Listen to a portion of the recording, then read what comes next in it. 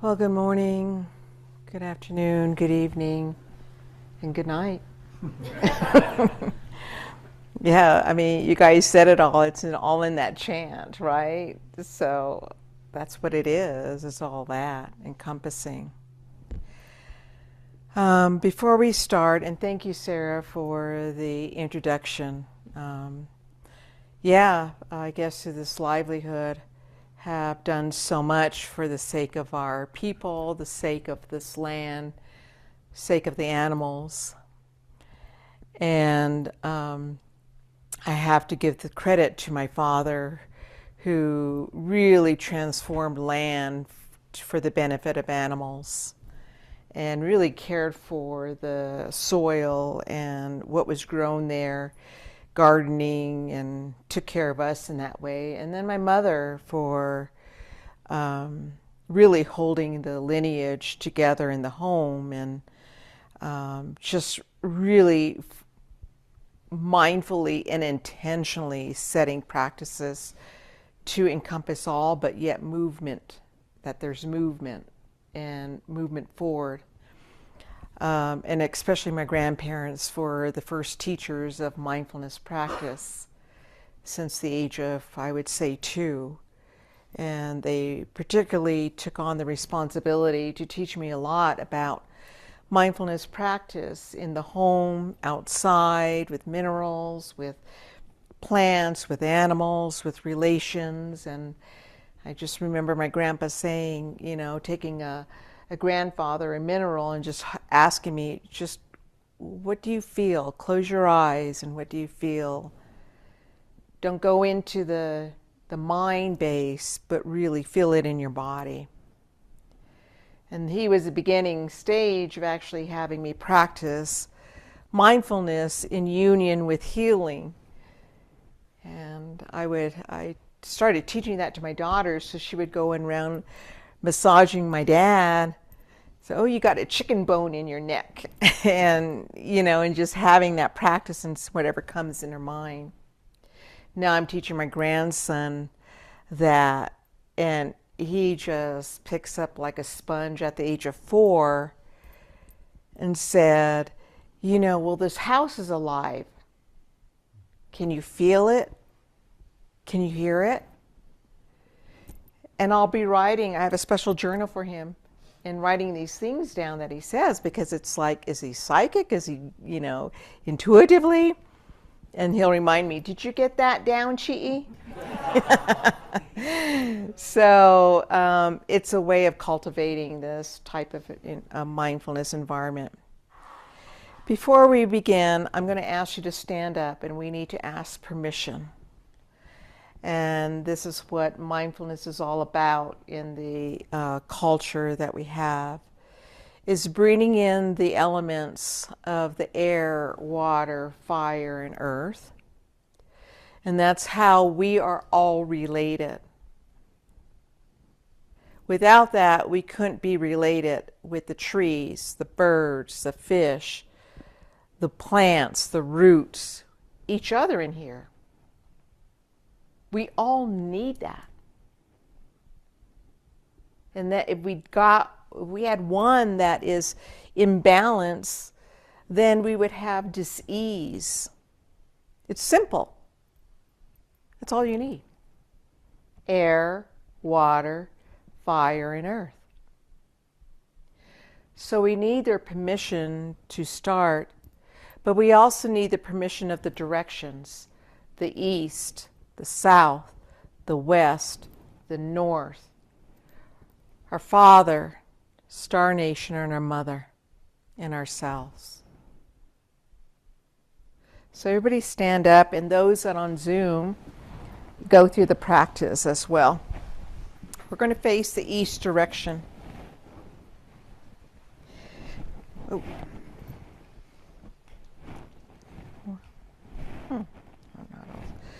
If you could put your palms up, or either to the direction forth. We ask permission from the east direction, the holder spirit beings of the eagle and the deer spirit, the giver of life, those that are be able to see minutely as to what we're confronting for new beginnings of a breath, new beginnings of a new day, new beginnings of intention, new beginnings of all beings.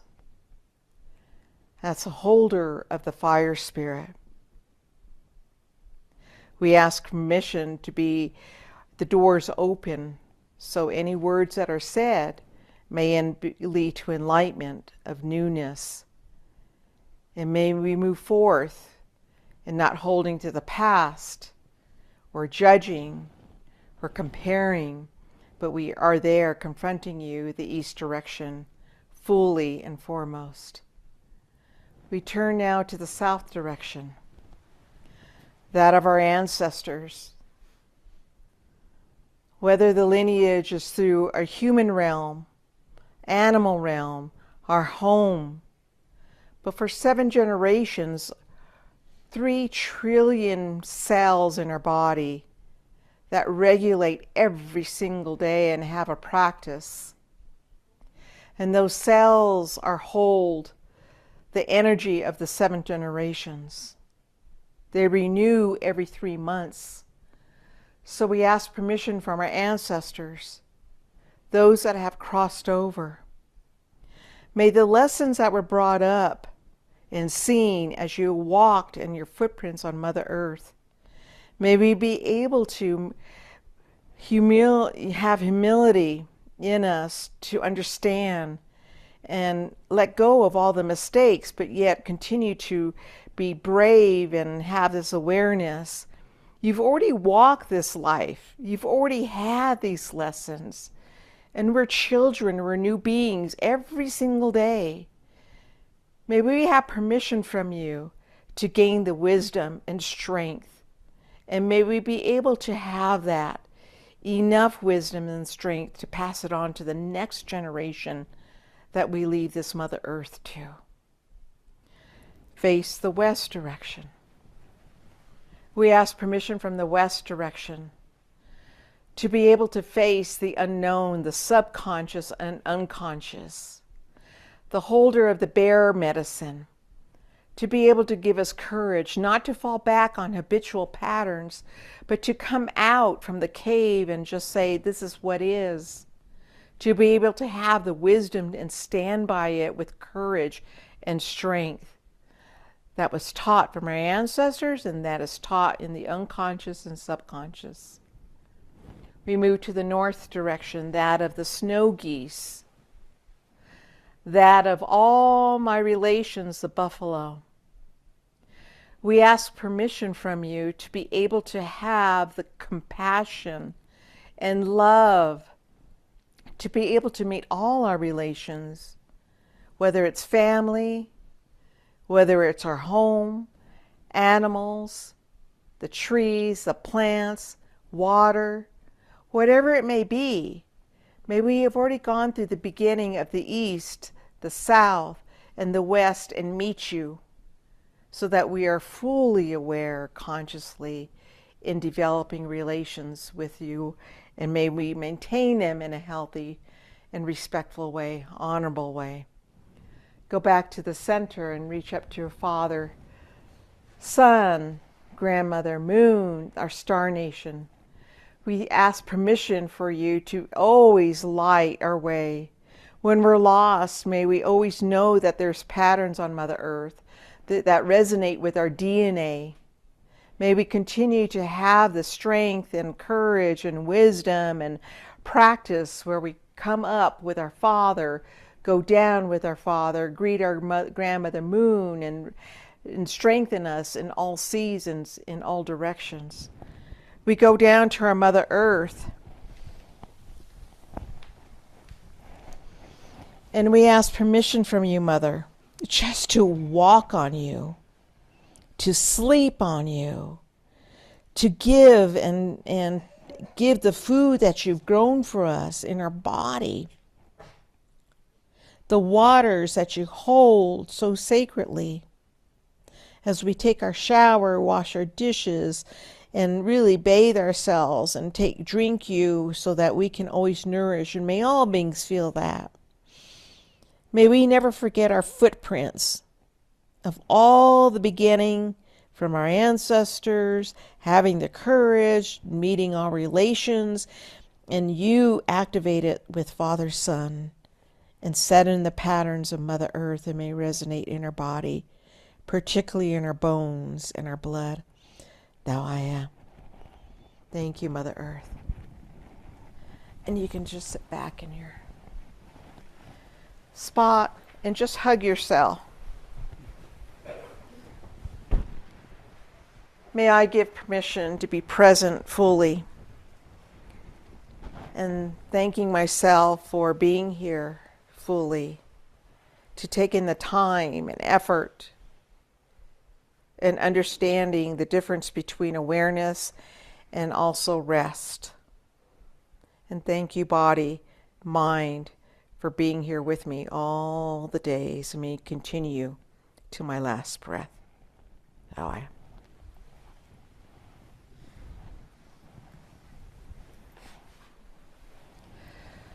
Thank you for doing the land acknowledgement. I really appreciate it. If that was not done, I was going to do it now. But it's so important to acknowledge the ancestors that resided here, the Tiwa people, and those that continue to reside here. In my land acknowledgement, and we like Sarah mentioned, we have a group where we discuss land acknowledgement and how important it is. And mine is, I would like to acknowledge and honor all tribal nations' ancestral lineage on Turtle Island, which we are the traditional custodians of our Mother Earth and her beings. I would like to recognize my homeland, the Tiwa, where I meditate, cook, and care for my family, animals, and home. The ancestral homelands of the Tiwa people found in New Mexico. I would like to pay respect to the elders, spirit keepers, gatekeepers, traditional medicine keepers in the past and present, and extend this respect to all tribal nations' caretakers who still live on our sacred lands and follow natural and spiritual law. Your care, respect, honor, and intertwined trust with the winged, finned, crawlers, hoofed, and rooted beings provide teachings to acknowledge, yet how to live sparingly, care for one another, show good relations, and pass those teachings on to the next generation. May the intentional care of loving for the land and waters be felt so they and all can survive and thrive. May I have the courage to stand up for the right of livelihood and aid in suffering for the water, air, fire, and earth spirit. May I be humbly forgiven for any wrongful doings, and now ask permission and a shower of blessings and strength to support and consciously care for all beings. May my actions serve the greater good of all and be passed on to my grandchildren and extended relations. May the echoes of my ancestors be felt and respected then and now. So be it. All my relations.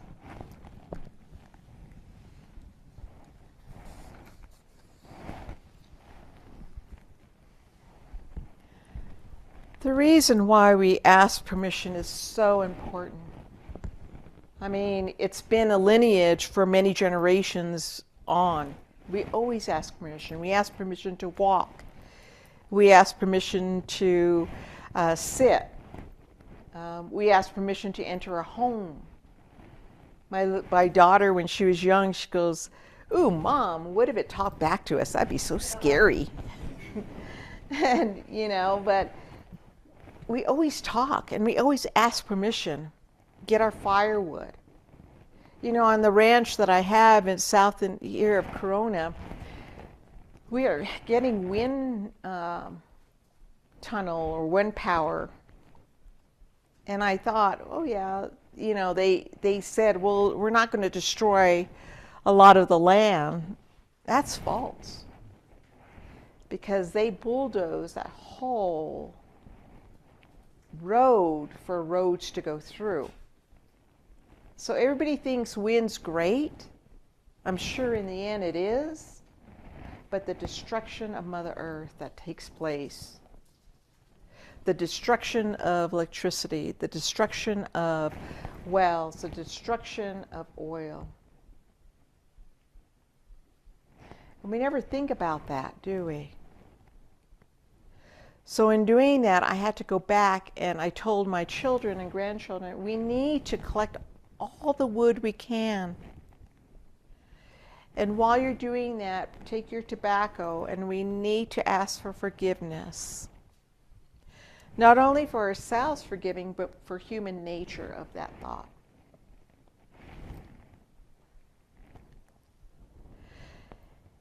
In my generation, Mac's generation, in my generation, it's not that long. It's my great-grandmother, and I know of the really stories because that was my grandmother's grandparents. But there is already a start with all tribal indigenous people, is removal. To remove all natives from the land.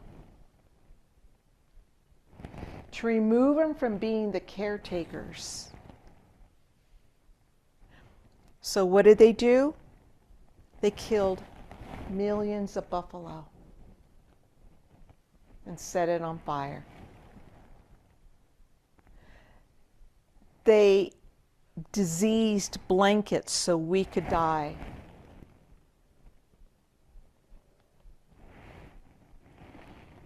They literally killed.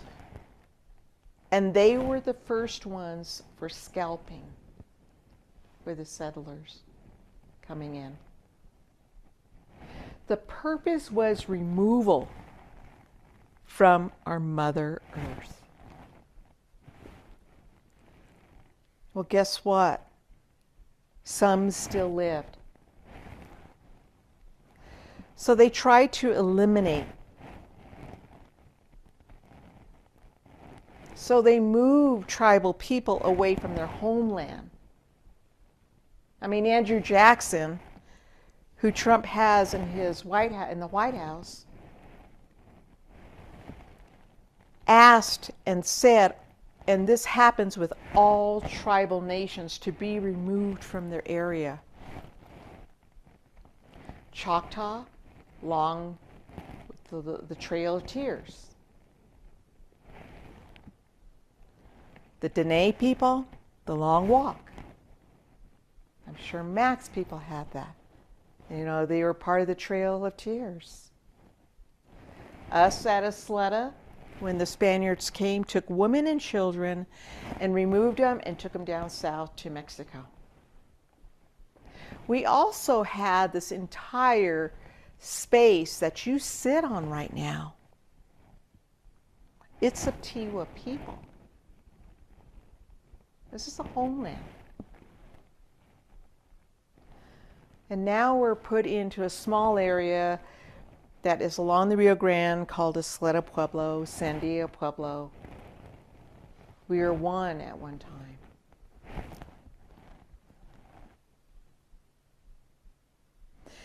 The reason why I bring this up, because there are systems on top of systems that are constantly working to remove or acculturate. Now, the last one was assimilate. Going into boarding school, removing our language, removing the medicine. So our tribal practices had to be hidden. And it wasn't only in the 1970s when finally we were able to go public with our ritual rites. This is 1970s. And it was my grandfather in 1948 that got the right for natives to vote here in the Southwest. That was long ago, 1948. Unfortunately, a lot of his relatives and Native people went against that because they thought, again, we're going to be hit again with removal, elimination, assimilation on a system. And he said, we have to have a voice in order to mark our lands for our grandchildren and those to follow. It's painful what we as tribal people have gone through. Painful. And in our body are 7 generations. Trillions of cells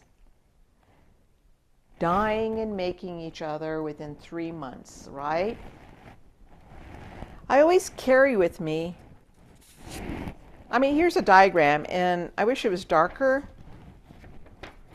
but all these lines, this is just one cell of what it does in your body. Just one cell. But with tribal people, we knew that. We knew that there was a rhythm. So when I said when you chant it, you did it all. There's no need for a talk because you vibrate it back into your cell. And as tribal people, we knew that too. But the main thing that kept us connected was the natural and spiritual law. That's how we survived. And that's how we still survive to this day. So when I told you about my grandpa, that's what he tried to do. When you're washing dishes, feel the water. When you're sweeping, sweep. And knowing that movement as you're brushing Mother Earth's hair. My father always said, when you're taking care of cattle, talk to them as if they were your children. And you want the very best for them. You give them, make sure their water is clean. You make sure you sing to them. And so when we're feeding the animals, somebody's singing. You know, my grandchildren, of course, are going to sing their ABCs or, you know, Rockabye Baby or something like that. But I'll chant on that water. I'll chant on their food. And I'll get on top of the truck and I'll start praying to them, and it seems like a lecture to them because cows naturally feel and they'll look up at you. Animals understand. It's that vibration of the directions of the east, south, west, north, our father, our mother. But it's the force of the 4 elements, the air, fire, water, and earth. So the fire element, when you go into the teachings of the Buddha, really the fire element is right view and understanding. It's that connection when the sperm met the egg, right? It's the fire element that starts that creation, that intentional flow. And that is needed when you greet the Father, Son, when you take a bite of food, when you shower, is that right intention, right view, and understanding. Why are you doing it in the first place? And we often get stuck on habitual pattern. Oh, it's time to sleep. Well, I'll take a rest. It's time to meditate. I'll just sit here, and when is the time up? So cooking, you're transforming with this fire. Planting, you're growing something.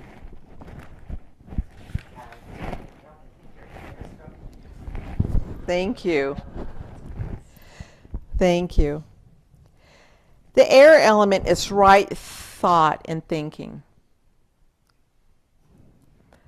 And taking the intentions from the fire, but then you're going to go, am I greeting it with ill will, not wanting to cause harm, looking at cruelty?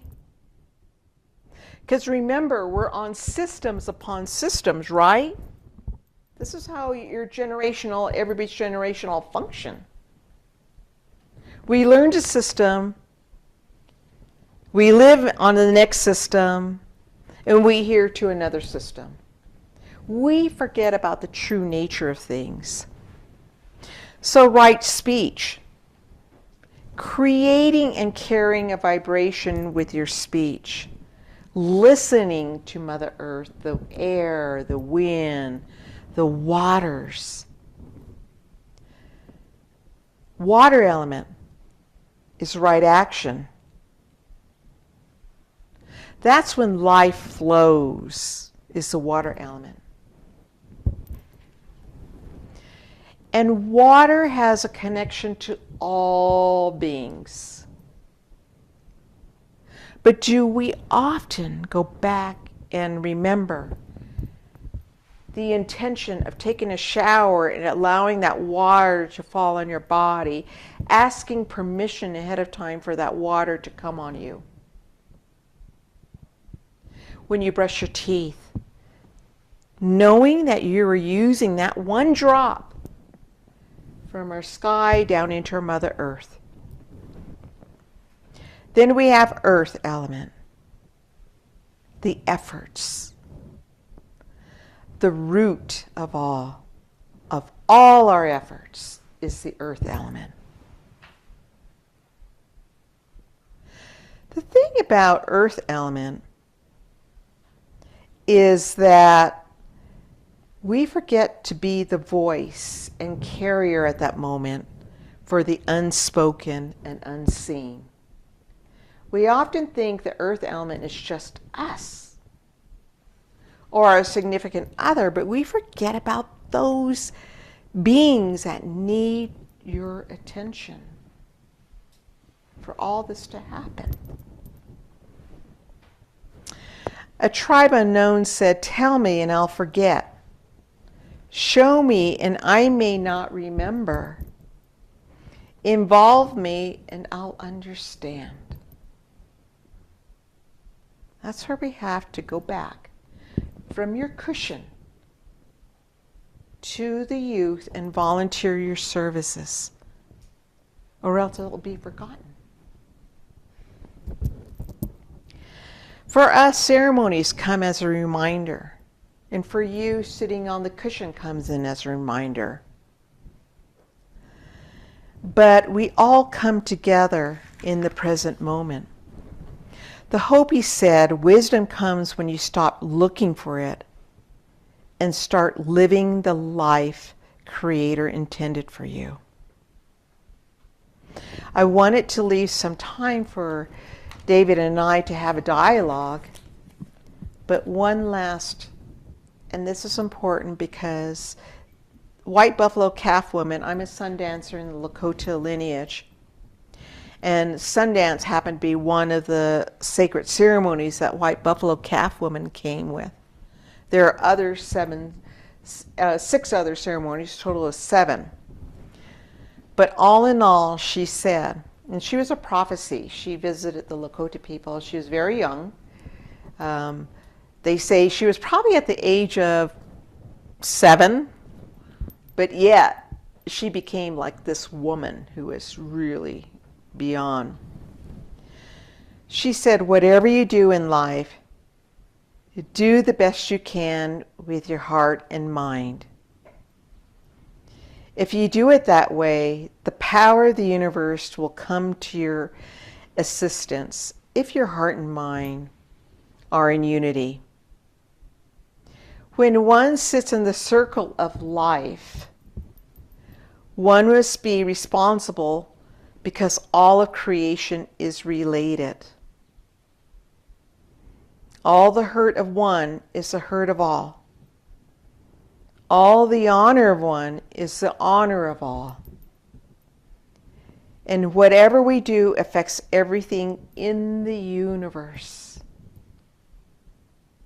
If you do it that way, that is, if you truly join your heart and mind as one, whatever you ask for, that's the way it's going to be.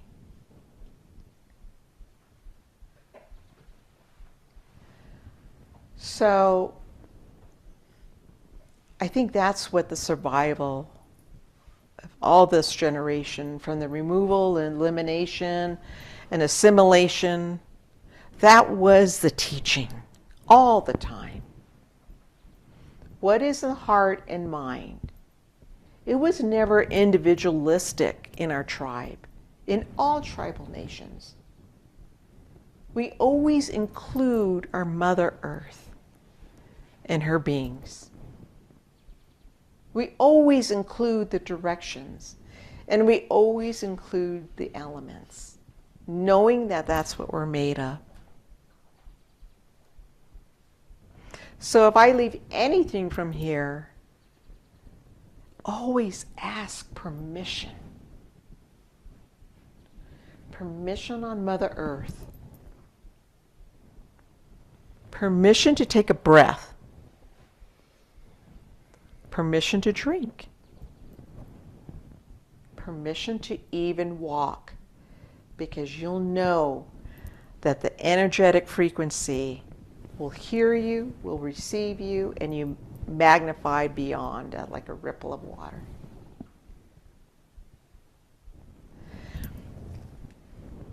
So, for my honor, I would love for have an open dialogue conversation with you, David.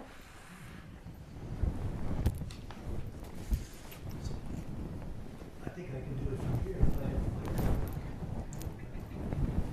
Is it there? Maybe I need to move this. Okay. David, would you prefer a lavalier or? I think this is okay.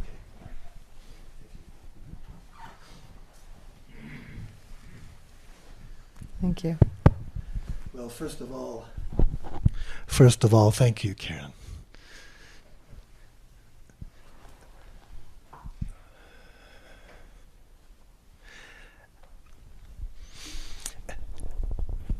As you know, I think this month is rather special at Mountain Cloud. We're trying something different. We're having an eco-Dharma residency, and this is all about the relationship between the Buddhist Dharma teachings and our ecological situation. Mm-hmm. So following up on that and bringing that into conversation with what you said, it seems to me that the common modern understanding of land as property is something that comes from the West, from Europe, whereby, I buy and sell the land, it's mine, I can do whatever I want with it, I can exploit it, I can cut down the trees, I can mine it for the coal and the oil, I can pollute it. And my sense is that there's something profoundly wrong with this understanding of land, Mother Nature, as something that belongs to us. And I'm wondering if you could reflect from a Native American point of view your understanding about the relationship between us and the land. Because I expect it's quite different. Yeah. Mac and I have had conversations, and we just got off a meeting with a group to talk about mindfulness and the environment. And tomorrow we'll have another one just about that. It's not separate. We feel in the tribal way because our songs reflect it, our teachings reflect it, our prayers reflect it, the directions reflect it, elements reflect it, that we are not separate. And so if we're not separate, we can't create ownership as if that is mine and that's yours. With that thought of mind, we can cause destruction, which has caused destruction. We know that already, right? Where when we claim this, then we're not thinking of others within that system, within that relational realm of who gets water, who gets air, who gets earth, and who gets a fire. When that happens, all life will die. I mean, Mother Earth will suffer. And all our dances, all our ceremonies know that Mother Earth is so alive and so vibrant. I went on a long retreat at Insight Meditation Society in Boston area. And it was a long retreat, but I started seeing forms, and I thought, oh, great, they put mushrooms in the diet. But after deep meditation, everybody loses form. I mean, loses the form of the body. You're no longer the body. Once the ego leaves, we become this mesh. And that's where the colors and rhythm of the natural world takes over. And it's the most beautiful, vibrant, knowing that we live on vibration. So we're putting boundaries. Then we're putting boundaries among our thought, among our spirit, among relations. It might as well not be here.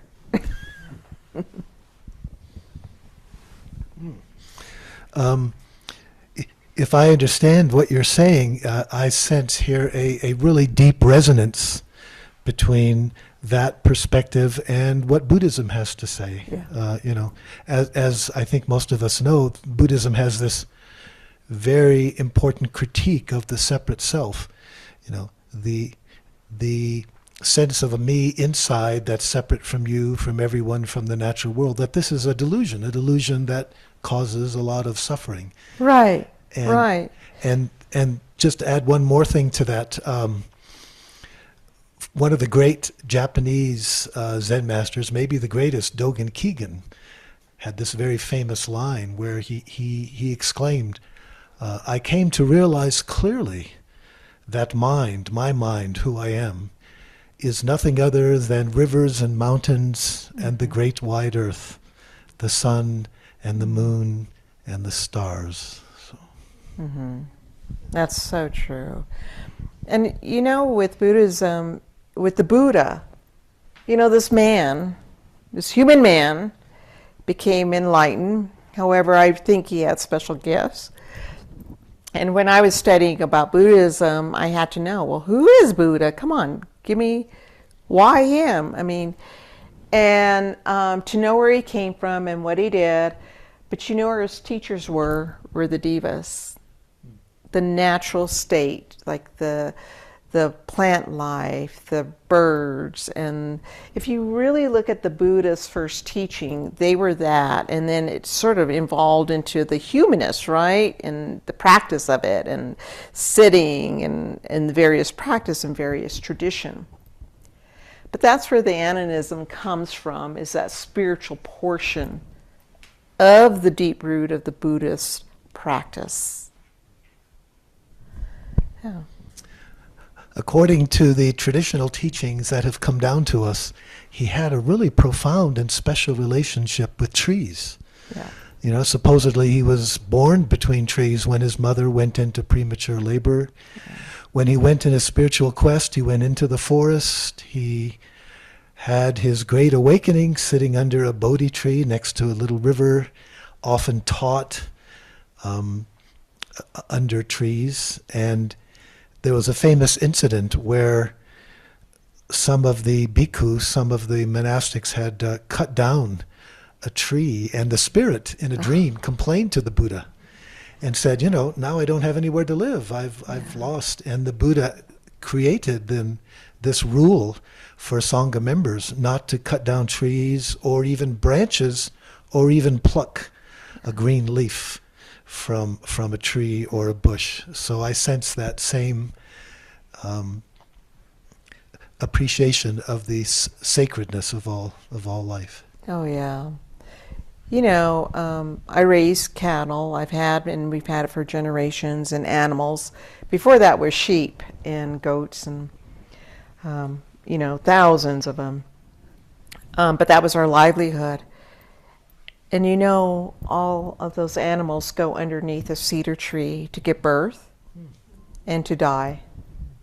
And if they're sick or if a storm's coming in, they'll lie down most likely near a tree. The old traditional ways where women were giving birth holding on to a tree, right? And so tree really represents in the root system. They can communicate with one another. And I was sitting at a medicine wheel that was gifted to me from Sun Bear. And I thought, well, that's not part of my tradition. What does this have to do with it?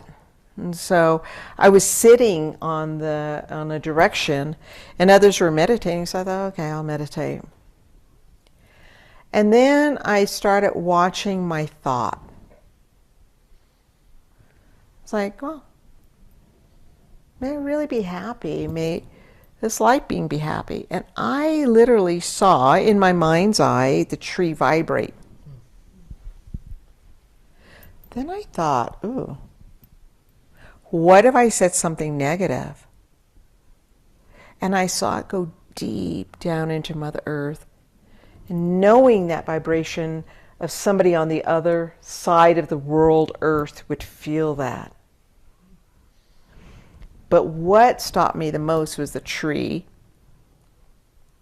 And how it vibrated was just a sickly vibration. It was chaotic. And since that day, I stopped wishing ill will. And so to my enemies, or to, I don't even have any enemies, but, okay, let's say my brother. That caused a lot of problems in the family. Everybody has a brother like that. No matter how hard I tried to put something like, oh, darn him, it's like, if he can just be healthy and happy, right? Everything would come together. And so with trees and going out to a sickly tree, and, we do ceremonies asking for plants. And that's how we are as medicine people. There must be a ceremony beforehand with the patient in mind. And we go around and feel this patient is in the heart, injured in the heart. It's part of the blood, it's part of the circulatory system. What moves that? And you'll find that movement with liquid, with blood, would come from water, right? The river or stream.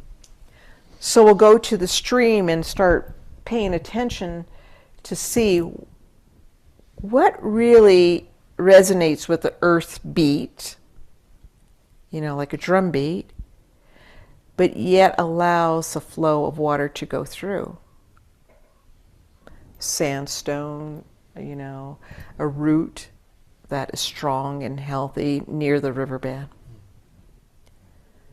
So holding the medicine, you learn how to come in tune with Mother Nature and just really understand about plant life, the livelihood of a plant, of all nature, the seasons, the fire.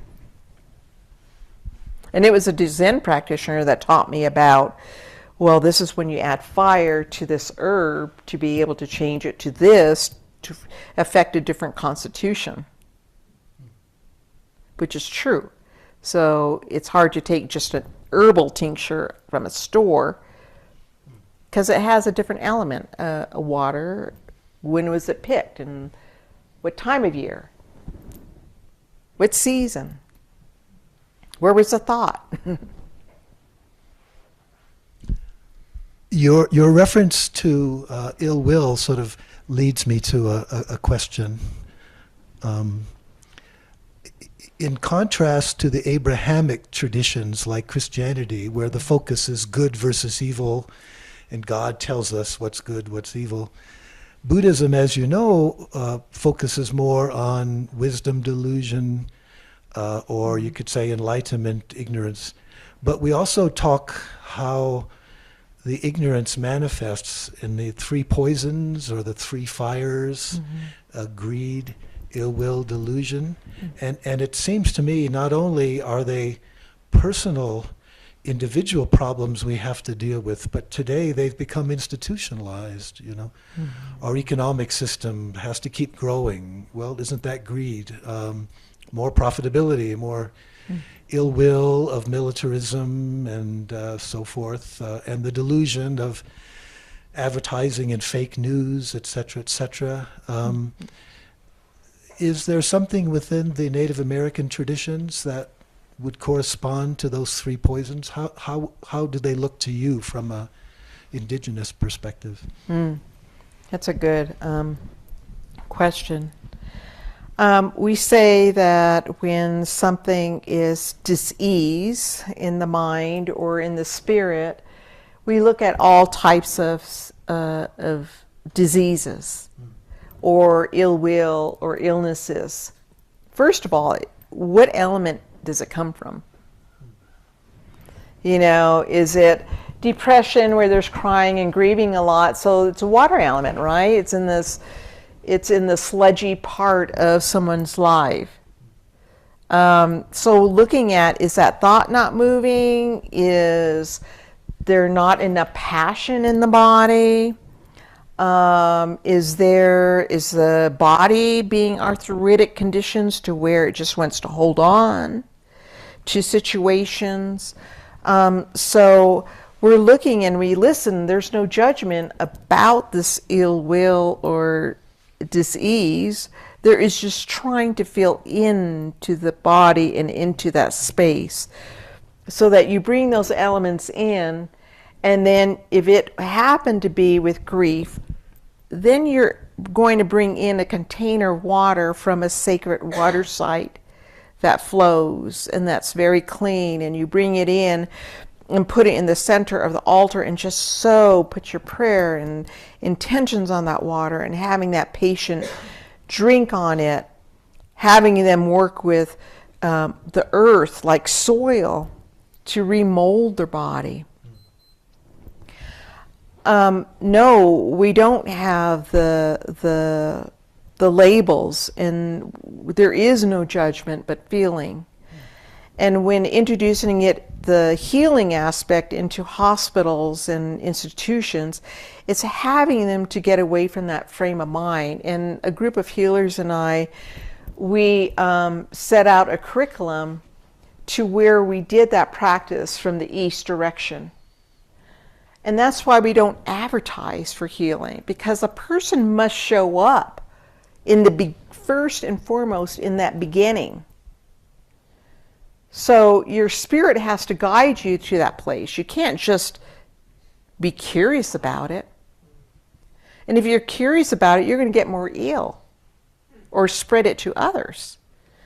And many times I told people not to come because I can just detect it right away. They can get hurt.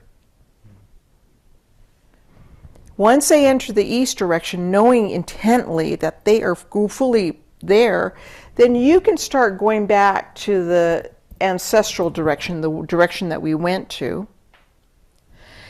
and going back to see if it was in the womb, or was it something that was in the DNA that wasn't taken care of. You know, what in that ancestral pathway is in that body? Or taking it, you know, to the Star Nation, taking it to the bear medicine, is it a habitual pattern, not being conscious about it? This is where, when Mac is looking at a curriculum with mindfulness, that stage is so important, because you want to incorporate and look at habitual patterns, and not for this practice to become, you know, mindful practice or awareness to become a habitual pattern. You have to set the tone right. And that has to be done before all my relations. So, giving you an example, my daughter came home crying, and she goes, "Mom, I already got news. I got three referral, and I went to the doctor, and we got a specialist."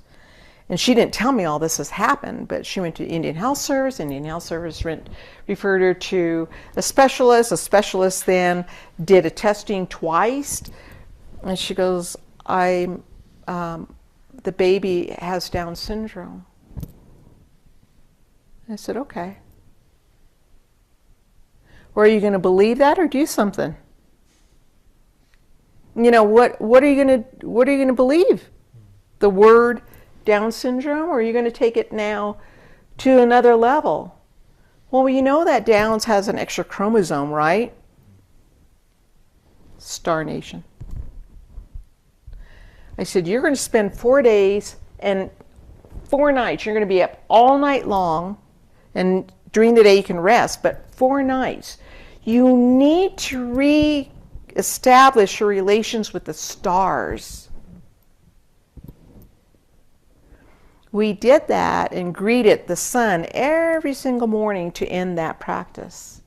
Beautiful.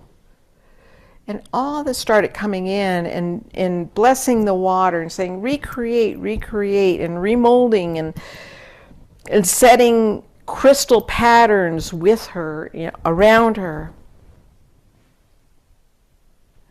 And in the end, I said, oh my gosh, how did you create this baby? How did you conceive? And she confessed when it was in the middle of moving her home from Baltimore, and it was their second to the last day, so everything was all chaotic. I said, never bring life in that form. Know what you're doing, particularly livelihood. And we do that to ourselves all the time, right? We rush and go, and not knowing where we're at and what we're doing.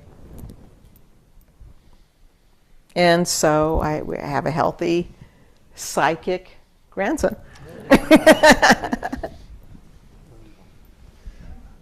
One more question before we open it up for everyone.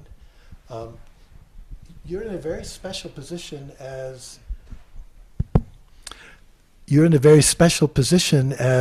both a Native American healer and teacher, but you're also, because of your training, you're very familiar with the Buddhist traditions.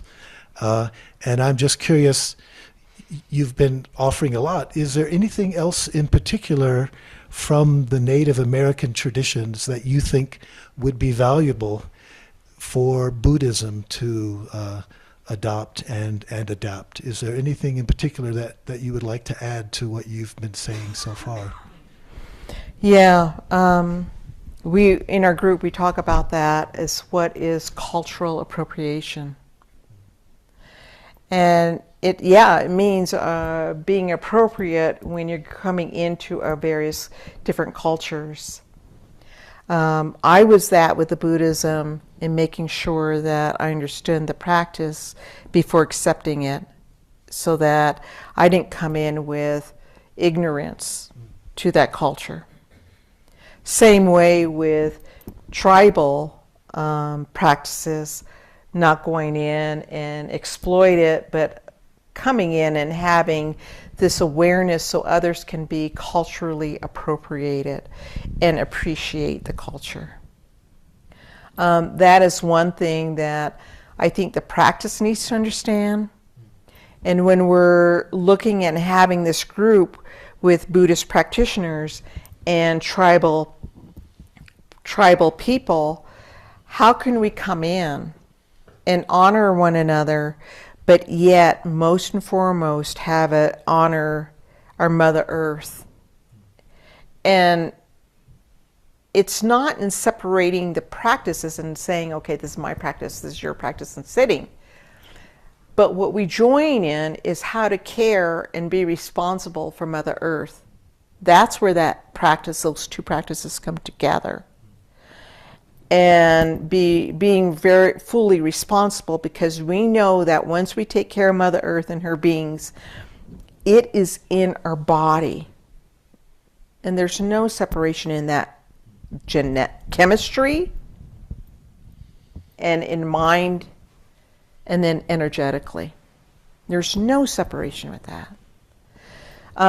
At Garrison Institute, they're going to designate a site for tribal people and saying this is tribal land, and that it's a circle to where any tribal person can visit and say, yes, this is who we're honoring, instead of just being a retreat center. Joseph Goldstein had me come in and bless the Forest Refuge before anybody set in, and then I gave a training for all the teachers. But we blessed Forest Refuge, and we asked permission and from the animal beings and the spirit beings there. Yeah. Thank you. Thank you again. I think now I'll have to leave it to somebody else to keep track of the time, but I think now would be a good opportunity to kind of open up and see if other people would like to ask questions or make comments. Feel free to raise your hand.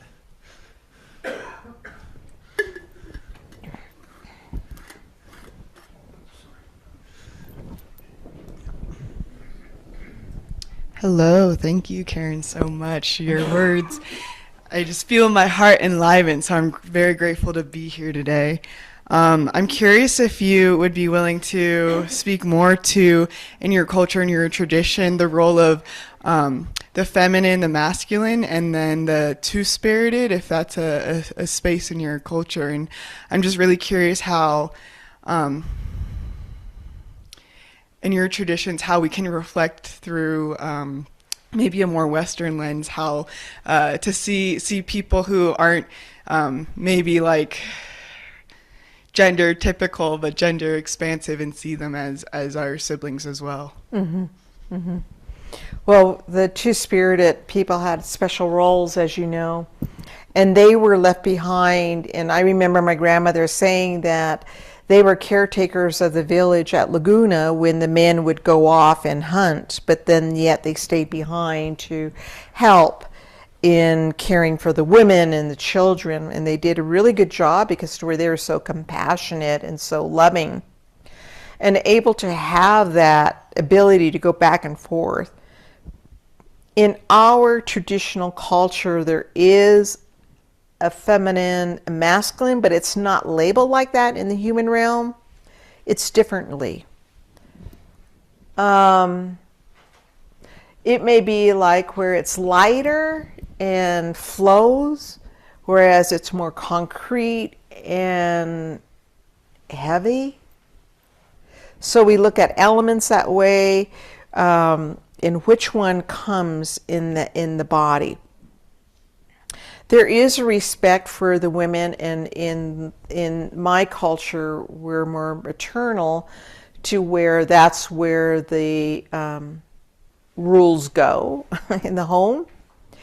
because knowing your maternal mother and your grandmother and the grandmother of the grandmother is we tend to hold that lineage. Because of this, the egg, is given in that way, the birth, to give birth in that way.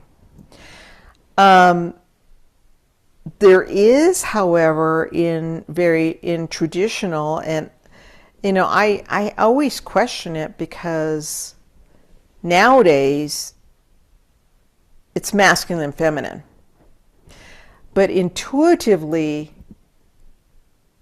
and feeling it, it's not that way. It wasn't that way. And so I'm almost split to what tradition is now these days, because it did pass through Catholicism, it did pass through this elimination and assimilation, and a lot came from the boarding school era, where they really intently asked to separate those two. I was talking to my aunt at Laguna, and she said, I remember back then it was more softer. Men talked more gentle, and it was recognized. And when my dad, before he passed, he said, I have to tell you, Karen, I want to thank you and your mom. Because I thought when I was a young man, it was, hurry up, get going, let's move this cattle. And I look at it now, and you guys brought in the softness, and you brought in the essence of care. And when I felt that, I became more of a man, not in a masculine way, but where it became balanced.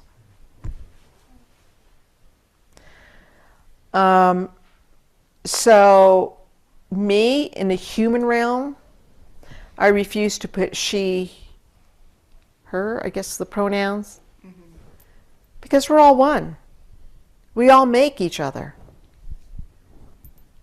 And those are in the human labels that we give, but really on the spiritual realm, we're all one. Thank you so much.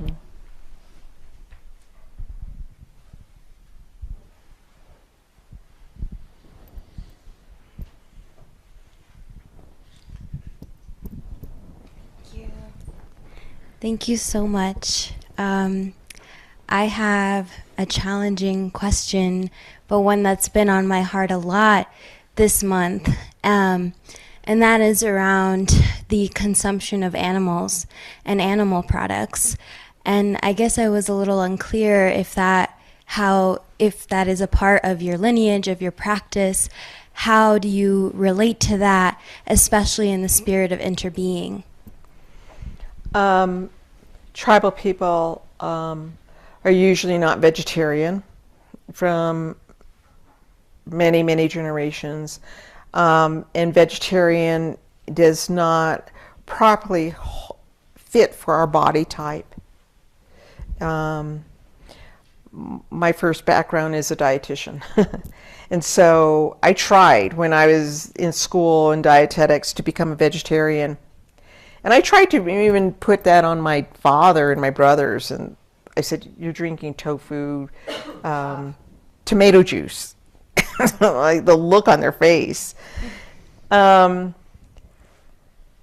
the thing about consuming animals is that we always ask permission.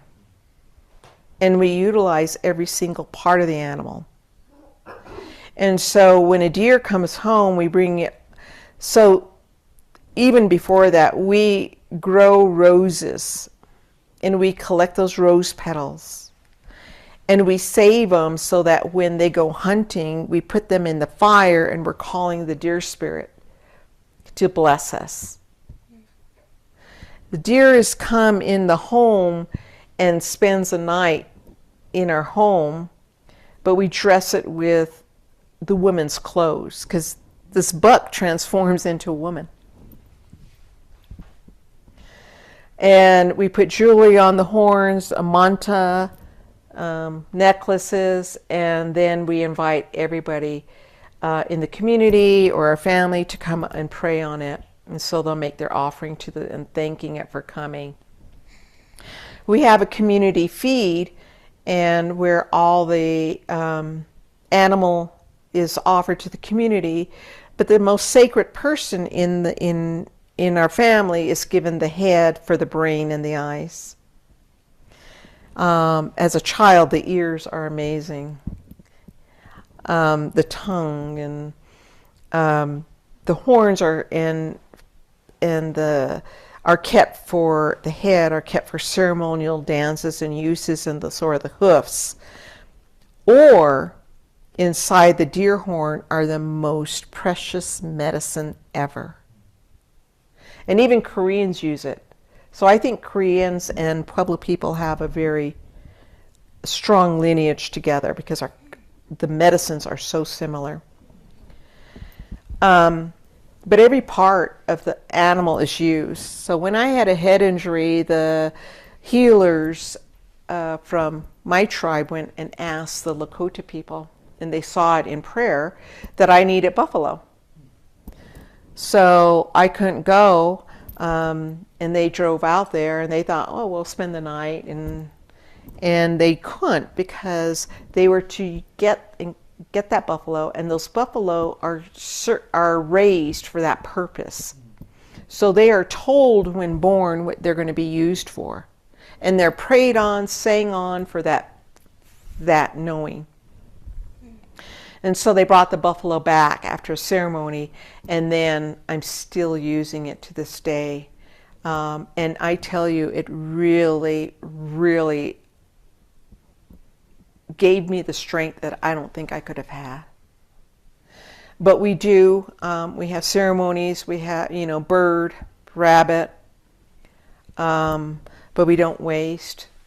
I have chickens, and I'm giving, I talk to them, we sit with them, and we utilize their eggs, and, just thanking them. I'm making spring rolls for them, and they get organic feed, and but that's how we care for them, really intently. I know these days, the next generation, they're starting to lose that practice. And then my late husband was also practicing Buddhism, and then he was torn. He said, I'm going to let you know, I'm not going to go deer hunting anymore. And I understood from that level why. Yeah. Thank you.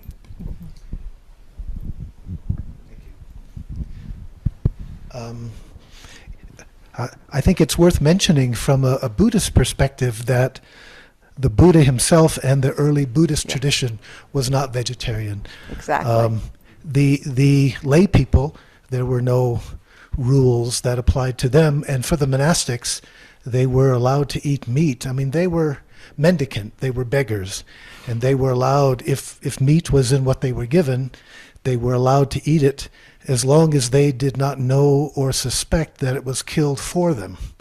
If it was already dead and a little bit was in the food, whatever, that was fine.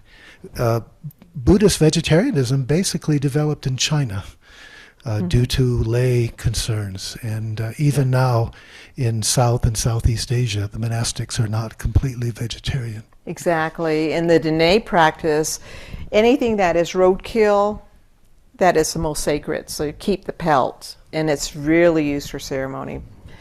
We had a tribal nation retreat way back, and we had medicine healers as well as Western tribal medical doctors. But I tell you, that first day, everybody was about to walk out because we didn't have meat. And Joseph and Sharon Salzberg were the ones leading it, and they said, well, you know what? The original practice was with having meat. So we brought meat on the menu then. Was there another hand up? There we go. I also have a hand up online. I'm sorry, is there a question online? Is that what it was? Indeed, there is. I don't know if it's the audio is good enough, so I'll let Kieran go. Yes, so let's see. First, I just want to say, one, I'm kind of addressing everybody's thinking about non-human animals and not you specifically, Karen. And actually, like, I was really touched by kind of the feeling I felt from you for animals, living with them and such, and by your whole talk, which I found just full of riches, and like riches that I could feel, you know, they're so vivid, these relational riches about how to ask permission of the whole living world around me and such. But I just wanted to say a word kind of from the perspective of what I consider sort of properly animal liberationist logic, which, you know, I see myself as an animal liberationist or aspiring animal liberationist, which is basically, it seems to me that sort of the logic and the feeling, the psychology, whereby we establish our hierarchical sense of ourselves in relation to the animals that we own and dominate, you know, hierarchy of worthiness. Granted, that hierarchy is made like, you know, just like insanely violent by the addition of like enlightenment consciousness and industrialization and what that, the alienation that comes from that and stuff.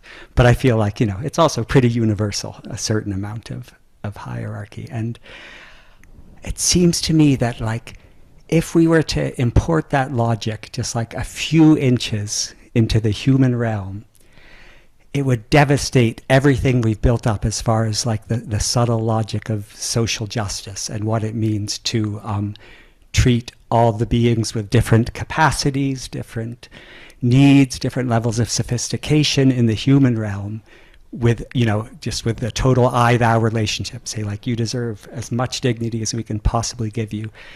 So I feel like, you know, for me, the question is like, and of course, questions of health then, you know, are very intimate, you know, so I'm not speaking to that, but the question has to be, if this pig, cow, fish, chicken, you know, were really literally my kin, if my mom, my sister, etc., was one of these beings, what level of consideration would I feel that I owed them?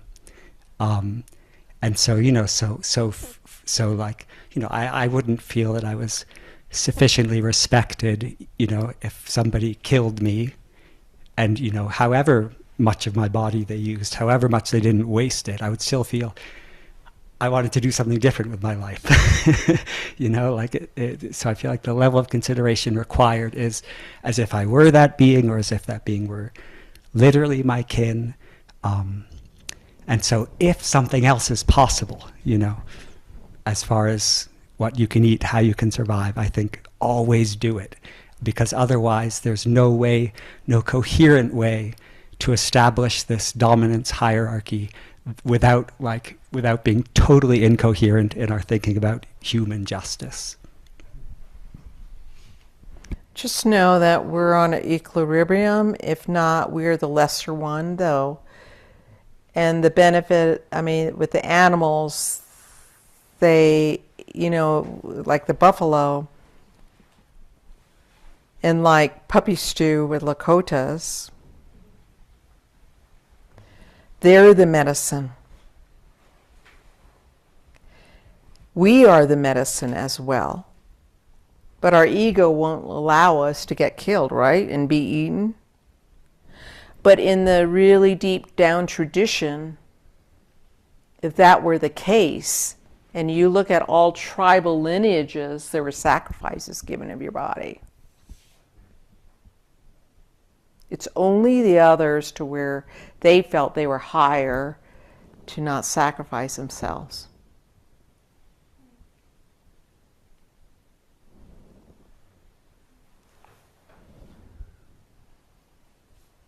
Thank you again. Thank you. I realize that, as usual, I have lost track of the time. 7:25. So, if there's any important last questions.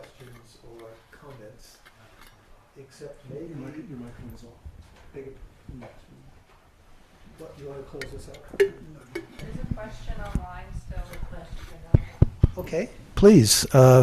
One last question. Hopefully not too long, given that we've gone beyond our time limit. Yeah. Well, I was listening. I've been doing a lot of learning and trying to understand the practices of intercultural practice, really. And one of the things I most recently heard is, once you open the ceremony, it's not done until it's done. And as the executive director here, I'm sort of like, oh my gosh, we're supposed to like let people go to the bathroom and we're supposed to be done. And then part of me is just like, no, we've opened up this container and we're not done until we're done. So just so you know, if you need to use the bathroom or, do whatever you need to do, you are completely free without judgment to do that. And on we go. I just wanted to say one thing that has been so illuminated for me Karen, thank you so much for showing up. I just thank you so much for all you're bringing. And thank you for allowing me to feel so young.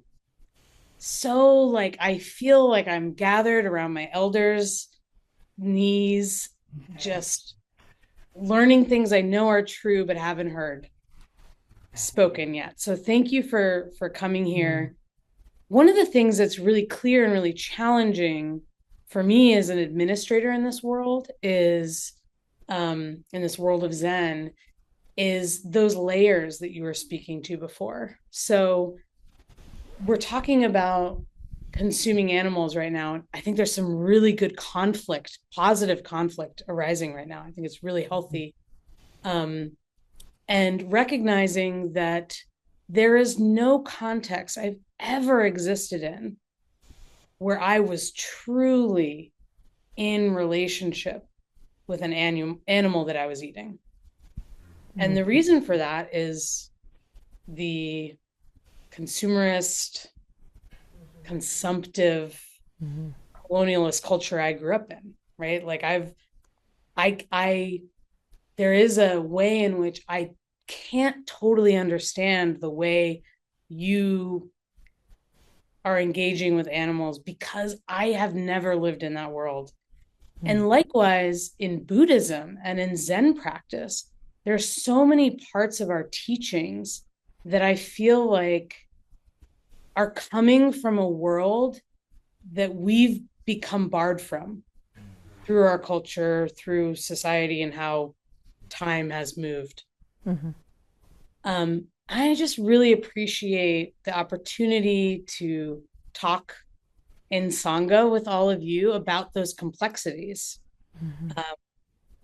We're dealing with a living tradition of Zen or a living tradition of tribal wisdom that continues to be day and age, new context. And I feel so grateful for our community for being brave enough to not really know where the difference is between the tradition and how we're supposed to interpret it in this day and age. So thank you all for engaging in this conversation.